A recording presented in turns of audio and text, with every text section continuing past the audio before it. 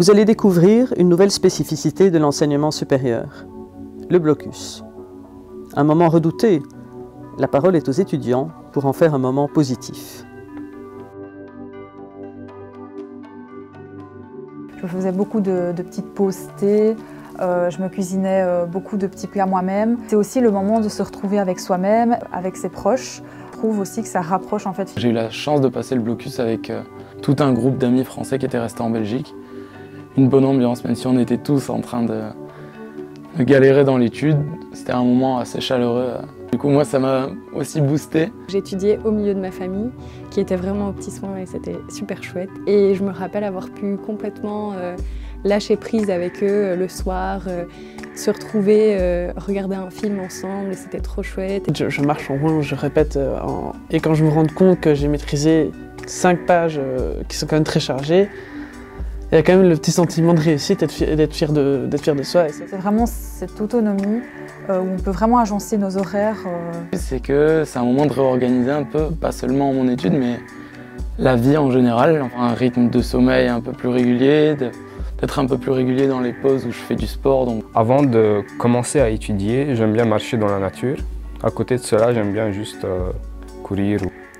Mais concrètement, comment faire pour être efficace ? Il est important de faire le ménage. Je pense qu'au moins il y a d'éléments, au mieux c'est pour se concentrer. C'est de vraiment s'aménager un espace cocoon avec des petites décorations qu'on aime bien, qui voilà, nous inspirent de la détente. Dans le salon en bas, je prenais la table du salon et je tournais autour en marchant et en parlant. Après, selon les matières, vraiment s'exercer, trouver de la pratique dans la théorie, même s'il n'y en a pas forcément. Je me faisais des fiches et je demandais à mes parents de me faire des quiz à partir de là, j'aime bien. Moi j'avais carrément imprimé un calendrier avec des tranches horaires parce que je savais les périodes auxquelles je devais travailler. C'est vrai, j'essayais de me lever tôt et puis j'essayais de faire mes petites tranches horaires en aménageant mon emploi du temps. Mais c'est important d'essayer de ne pas se mettre trop de pression, de ne pas mettre trop de cours, essayer de voir trop de chapitres ou quoi. Être assez raisonnable, quitte à pouvoir justement surpasser ses objectifs. Gardez vraiment le blocus pour vous concentrer sur ce qui a été synthétisé ou sur ce que vous avez appris durant le quadrimestre.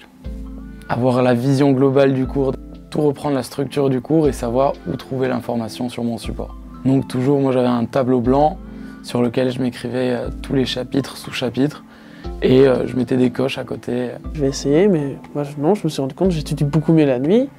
Donc c'est vrai qu'il faut savoir s'adapter, simplement. Il faut trouver son rythme, pas trop non plus se mettre la pression, dire je vais tout bien faire dès le départ. Non, il va y avoir des ratés. C'est pas pour ça qu'il faut abandonner, au contraire.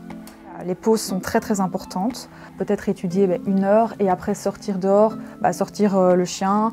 Il faut vraiment oser le faire dès qu'on sent qu'on décroche un petit peu, parler d'autres choses complètement déconnectées, changer d'environnement aussi. Mais pour passer la ligne d'arrivée, c'est vraiment bien gérer son effort, pas partir trop vite. Les ateliers et les outils du SAR sont à ta disposition pour enrichir tes pratiques. N'hésite pas à consulter ton horaire, à voir ce qui est posté sur Move-In, à partager avec d'autres. Le SAE, et en particulier le SAR, te souhaite déjà le meilleur pour cette période à venir.